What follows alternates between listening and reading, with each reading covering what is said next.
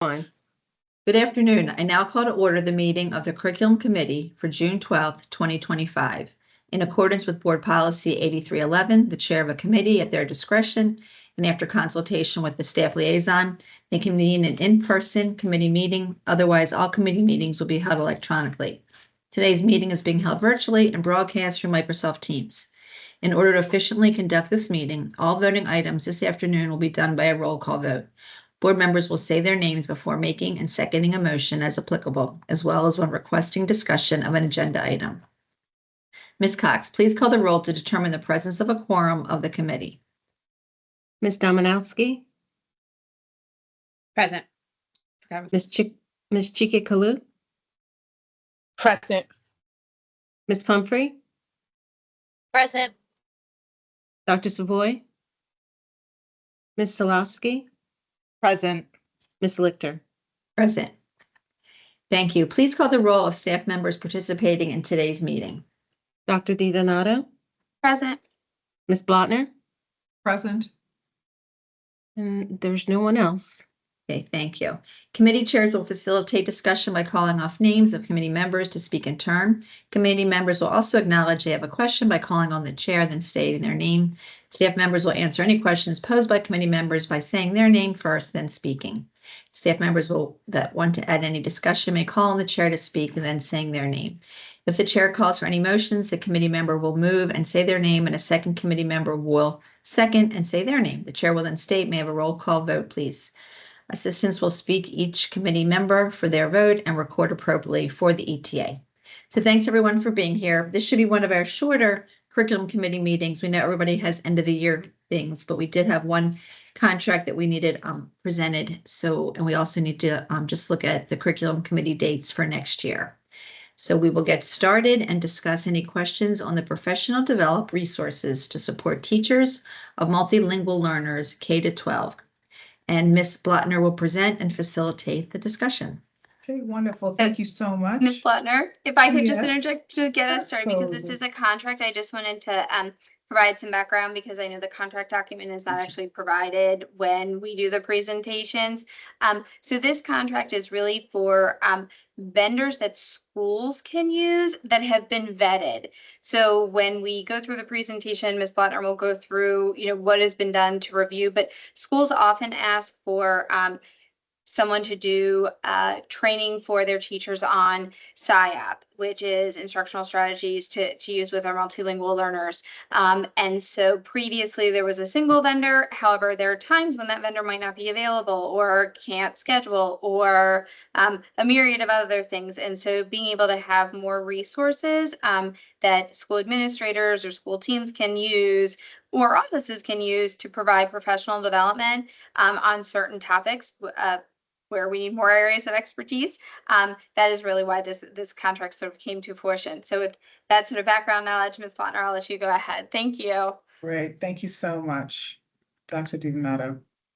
All right. Well, again, as we thought about, and again, this is really feedback from schools that they told us that we really want to have options when they have specific professional development activities they'd like to do for their staff aligned to their school progress plans. And again, this was the reason why we moved forward. And again, the outcome for the session today is really just to kind of go over the steps that we've taken to do our due diligence aligned to our board policy 6002 and rule, and making sure that when we're looking at what's available, that it is high quality. So, and we really wanted to find vendors that would be available with the breadth of expertise K-12. So with that, if you can go ahead to the next slide. So as we think about what our teachers need so that our multilingual learners can be successful, it's really important for us to kind of anchor back to the work that was done by MSDE ML work group. And they had a recommendation 5A, which was focused on teacher preparation and looking at how do we make sure that all teachers can serve multilingual learners, both in the content in ELD classrooms, and then really ensuring that the professional development help our teachers support MLs aligned to grade level standards. So that's really the anchor around this work. And then of course, in addition to that, we want to make sure that our students have the language development, but they're getting those supports in a variety of different models. So if we can go to the next slide. So as we looked at these different vendors, again, just setting the purpose, we wanted high quality vendors. We wanted vendors that had knowledge base, as Dr. Donato mentioned earlier, SIOP, but also what about students with interrupted education? What does it look like to support an ML in the mathematics classroom versus English versus in the social studies classroom? And how can we make sure that we're looking at not just giving the information, but then doing that job embedded coaching that might be needed as well? We know that we've got 110,000 students. We've got 116 elementary schools. We know our secondary schools. And with that being said, there's a lot of work to be done when we consider the growing population of our multilingual learners. And you can see the breakdown by elementary and secondary. If we can go to the next slide. So if you can go ahead, I don't know, it isn't, click one more time. Yes. So just to kind of give you a sense, you can click so that all of them are there. We wanted to first determine what professional learning needs were there in the schools, and we were doing that together, working with the instructional specialists in our office. We wanted to go through that RFP process, and we convened a committee with stakeholders. We made sure there were over 12 vendors, and I'll talk about who they were in a moment, that submitted proposals for us to review. And then we wanted to make sure we went through our due diligence of the process of looking at their resources, making some decisions, and then walking through the process. So that's kind of where we are right now. We went through where we selected multiple vendors that would be meeting the requirements for BCPS. And so we're here now bringing this to you so that we can then move it to the contract forward to the board later on in July. Next slide, please. This is just an example of some of the vendors that submitted. So we had a variety of vendors that ranged from American Institute for Research, BGLAD, including those that have worked with us, Benchmark Education, Center for Applied Linguistics, English Learner Portal, Learner's Edge, Savas, we've done work with them in the past, Support Ed, Upriver, and Wisconsin Center, that is WIDA. And so we really wanted to make sure we were looking at a variety of vendors that would be able to address our needs. If you can go to the next slide, please. Just to give you a sense of who was participating in the that committee that we pulled together, we had teachers, we had from both elementary and secondary, as well as department chairs. We had central office representation and principals. And we thought it was important because as we've been working with schools, it's often principals who had a specific need and they would ask us, you know, do you know of a vendor who might be good to help support this sort of a professional development activity in our school around co-teaching, for example. And so we wanted to make sure we had that voice at the table. We can go to the next slide, please. And again, you'll see as we looked at the selection criteria, we were looking at things that were evidence-based. We wanted high quality professional development that would meet the needs of various stakeholders, including principals and teachers. We were looking for strategies and scaffolds that would be embedded. We wanted to see that they knew how to collect feedback data and learning data, and that they were able to support us in a variety of ways, whether it was working directly with teachers, or working directly in the school and doing coaching or providing PD days that are more customized to meet the needs of the school. And so all of those things were considered as we looked at all of the resources that were submitted in the proposals of these different vendors. You can go to the next slide. So we had 3 rounds. Because of the number of vendors, we looked at it first and we made sure that we reviewed the technical proposals, and that was done by that committee. We then had a second round where we looked at the pricing proposals. So we considered that as well. We wanted to make sure that all of the vendors were providing at this PD and they were reasonably priced. So that was something we looked at as well. And then we also wanted to kind of then go back and look at all of those things together and make some decisions about who we were going to narrow down based on their ratings that we received from that committee. We can go to the next slide.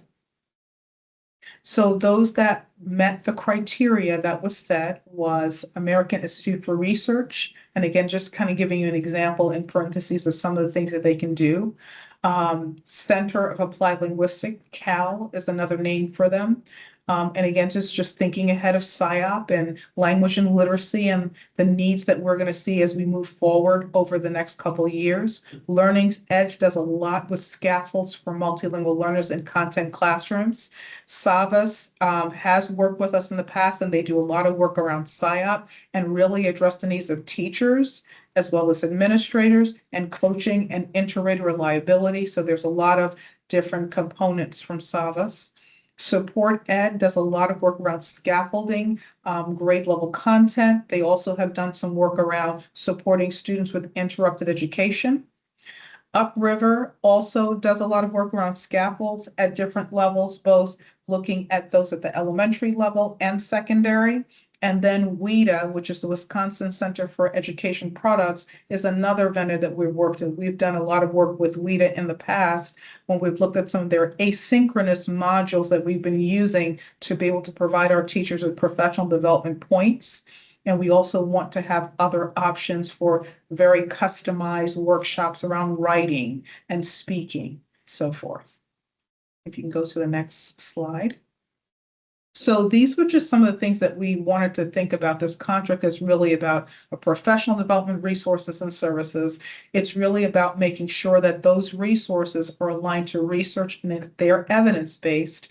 And we really wanted to make sure that we were staying aligned to the key priority area around academic achievement and specifically tying back to supporting our multilingual learners. These professional development sessions would be grant funded for the most part. I'm envisioning that some schools might use their community school funds, their Title I funds, they might use school-based funds, so they have a variety of ways, and they would be looking at what is aligned based on their school progress plan. So that was the way principals would be making decisions about what they would select and what their needs are based on the professional learning needs assessment that's conducted at the school level. That would also be important. We are requesting a 1-year contract with the ability to renew up to 4 years. And the other thing that you'll see when you look at this contract, we really wanted to anticipate that there are multiple schools that would be utilizing these resources. So we want to make sure that the spending authority is enough so we don't have to keep coming back to the board multiple times. So that's kind of how we looked at identifying what that spending authority might need to be. If we can go to the next slide. So why do we need it? Again, we look at our data, we see how our multilingual learners are performing in our content classes. We know that they need to make progress. We have seen some gains. We've been really excited about the gains we've seen around their language development. So that's promising with our alignment to the grade level curriculum. But we also know that when we look at our grades, when we look at our curriculum-based assessments, when we're looking at how students are engaged in the classroom, that there's more work that needs to be done. And so these vendors can provide schools with some services of how they can work with their content teachers to really help them build their toolkit to better serve our multilingual learners in the classroom. And so again, our data is telling us that is really necessary. Maybe we can go to the next slide. So again, how will it be implemented? Again, it could be that sometimes central offices are utilizing this with grant funds. And we also want to make sure that this is an opportunity that's available to schools so they have some pre-selected vendors that they can work with. And that there is a significant spending authority available for them so that we're not having to come back to the board multiple times, or in some cases, if we don't go through and they're just a vendor in the system and then multiple schools use that vendor, that then they have gone beyond where they should have, which is about the $50,000 mark. And so we wanted to just make sure we were cognizant of that. We can go to the next slide as well. And our recommendation really is to provide these professional development solutions for schools and make sure that they are available to support the professional learning needs of our staff.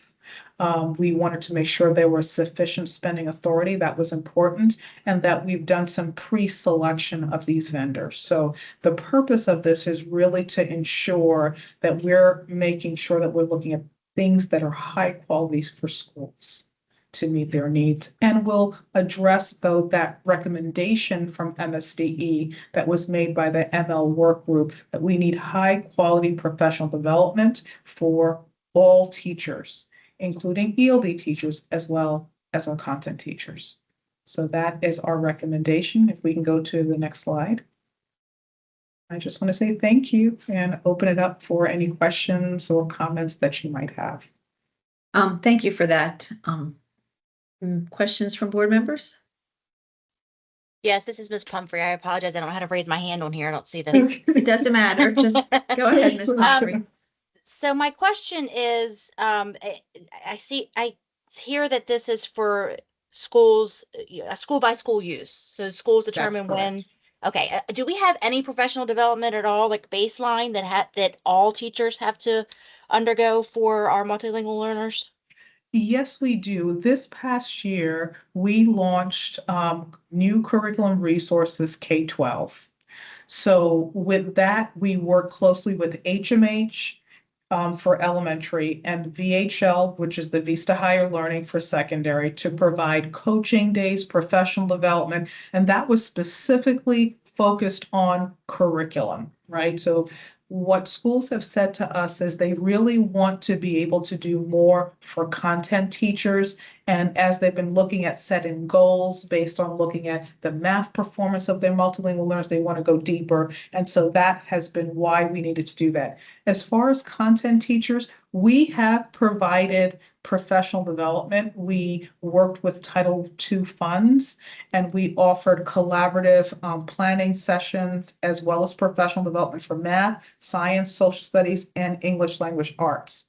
What we've noticed, however, is when we're doing it at the central office level, and this is no fault of anyone, it's just thinking about the management of the work, is we're not getting that level of participation that we would like to see.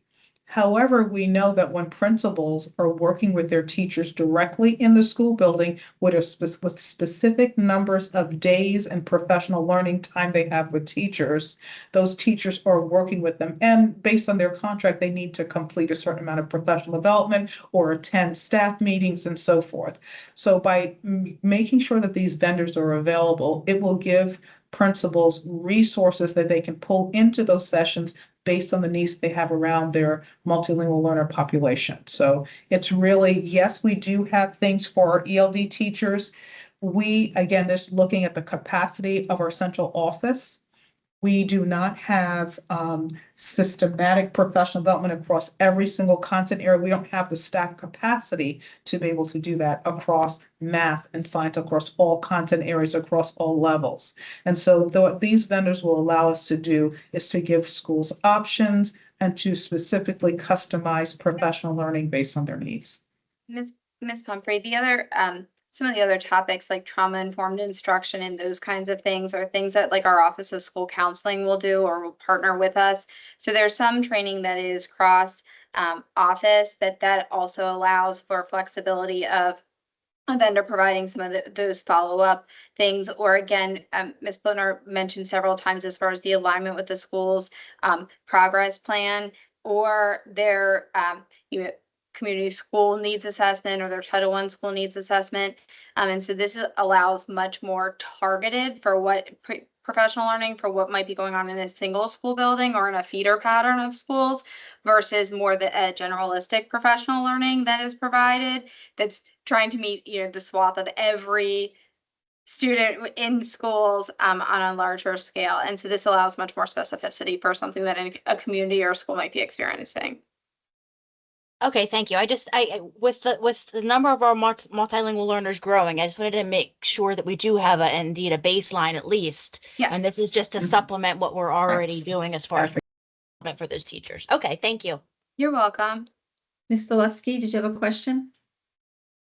Thank you. Thank you for the presentation.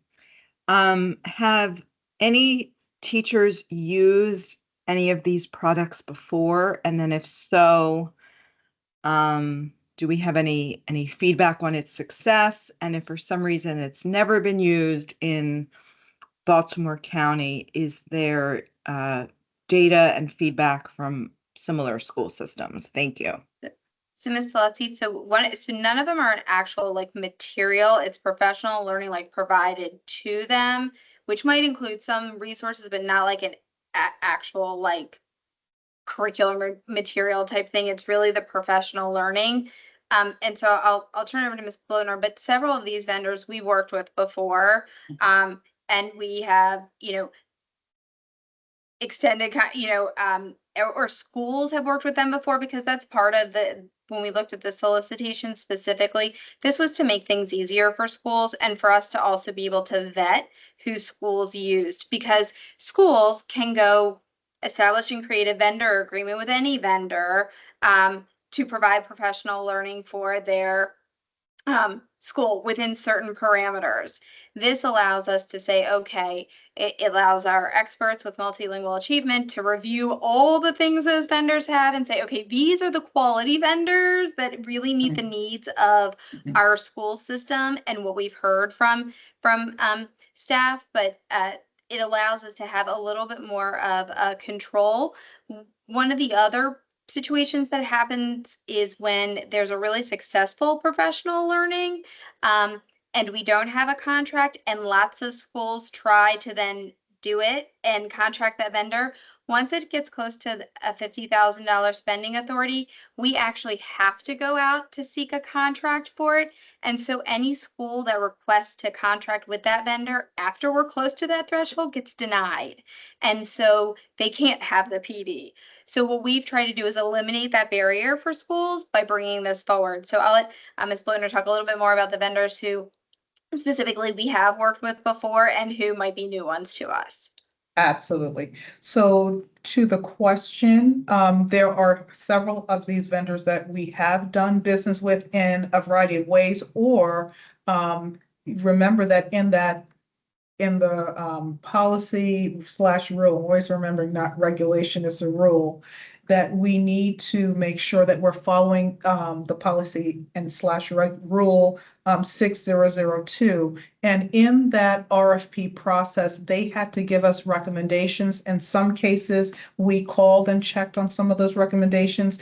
In other cases, I'm aware of some of the work of the vendors. So WIDA, for example, we've been using their asynchronous PD. They provide the assessment. They are research-based. They've been out in the field for a while. And so this will allow schools to access WIDA. SIOP, we've worked with them over time. You'll remember in the decentralization process, we've worked with them. They're going to be available again to schools to be able to contract them in to work directly with schools or pairs of schools or with clusters of schools. And so that will be important. The Center for Applied Linguistics really has not done a lot of work, but they also have work they've done around SIOP. I have worked with them in the past, and I know other LEAs in the state of Maryland that have worked with them and been pleased with their professional development resources. And they also do a variety of things. So SIOP is just one of the things they do. And they also have access to research and professional development specific to students with interrupted education. Support Ed is another vendor that has worked with a variety of districts in Maryland and Virginia and come highly rated. And, just based on what they presented and talking to some of the recommendations, they were highly recommended. And Upriver is another one. So yeah, there are several vendors, and that I think is 4 of the 7 that we know that have done some capacity or checked references. And as far as the feedback, WIDA, many of our teachers are getting PDP. We've had 300 teachers participate in both the WIDA and the Towson modules, asynchronous modules that we provided to be able to get their professional development points for their relicensure. So this just will also open it up so that teachers are able to access that. Does that answer your question, Ms. Teletsky? Thank you. No, that's very helpful. And then just a follow-up question, if I may. Sure. For the 3 vendors that BCPS has not had direct experience with, I guess, what evidence do you have that that it would be, of course, successful, worth the money, and bring the results for students that that we need? Thank you. Sure. So I would say that we went through that RFP process. All of the curriculum committee members had to review all of the things that were submitted based on our proposal, and they then had to rate them. So unless they met the criteria that we had for them being able to be considered, they were not added to the list. So that would be the initial base. The other piece would be then reaching out for recommendations, which they all had to provide. Then we looked at the pricing. All of the resources that we reviewed were based on research and evidence. So that was kind of where we started. And I do, to your question, Ms. Zaleski, I know we're going to need to make sure that we have some way of kind of monitoring progress and making sure that we're getting a sense of how things are going. So that's something that we'll put in place. I do believe in putting systems in place to check in with stakeholders to make sure that what we're providing is something that's meeting the needs. So that's something that we will do. So even if we don't have all of those details now, it is something that we can monitor as we roll it out. So, Great. Ms. Zaleski, also part of the use of community school funds or Title I funds or even Title II is there is a review process that the participants need to engage in. They have to complete a survey. There's, what learning outcomes, what, information that they've gained from it so that the people participating in the professional learning also have to, again, especially when we're using grant funds, we have to document the evaluation of it even by the participants. So how they felt that what they learned from engaging in the PD. Okay, thank you very much. Welcome. Other questions? Ms. Dominowski, do you have any questions? No, they were answered. Thank you. Okay. Ms. Chikakalu, do you have any? No, all of my questions were answered as well. Thank you. So I do have a question because this is kind of a menu of vendors to provide the PD for schools to determine. How will they know which one really matches their needs? Will there be something sent to them? Because you clearly laid out what their area of expertise was, but how do schools know which one they should pick? Great question. So what we're anticipating doing once we've gone through this process is we're going to outline each of the vendors and what PD offerings they have. So we'll create kind of a matrix for schools so they can kind of look through based on their needs, and they can make sure that they kind of are looking for the right match. Once approved, the other step that I think we need to do internally is to have individual meetings with each of the vendors so that we can make sure we're doing our due diligence and gathering information about them so that when we create that matrix, schools have a picture in their heads based. Here is their, as Dr. Donato mentioned, they have a needs assessment they've done. And they have identified some goals that are directly linked to their school progress plans.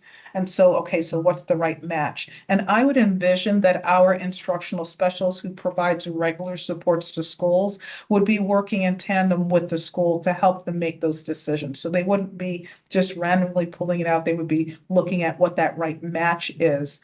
And then as far as the support that happens during the year around the curriculum, working with department chairs, working with our other content colleagues as we go out and provide supports to schools, that will also still continue.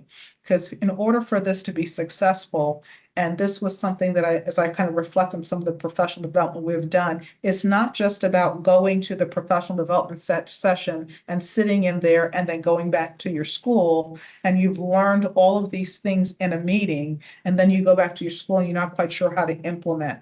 So I do believe that this is one piece. Again, it's a strategy that we would make available, but then there are the supports that need to happen so that it can truly be successful and it can translate from the professional development into the classroom. So that was something. So first we wanted to make sure we have high quality resources. We'll make sure that schools can understand exactly what's offered. We'll make sure we provide supports to schools as they're being rolled out and implemented. So it will be something that there's that wraparound support for schools. Thank you. And then my second question is, I know there was a second, where would it go? Oh, how, I mean, this is more of a contract question, but how, because this is just providing kind of a service to schools, how did you figure out what the spending authority should be, since we really don't know what the usage will be?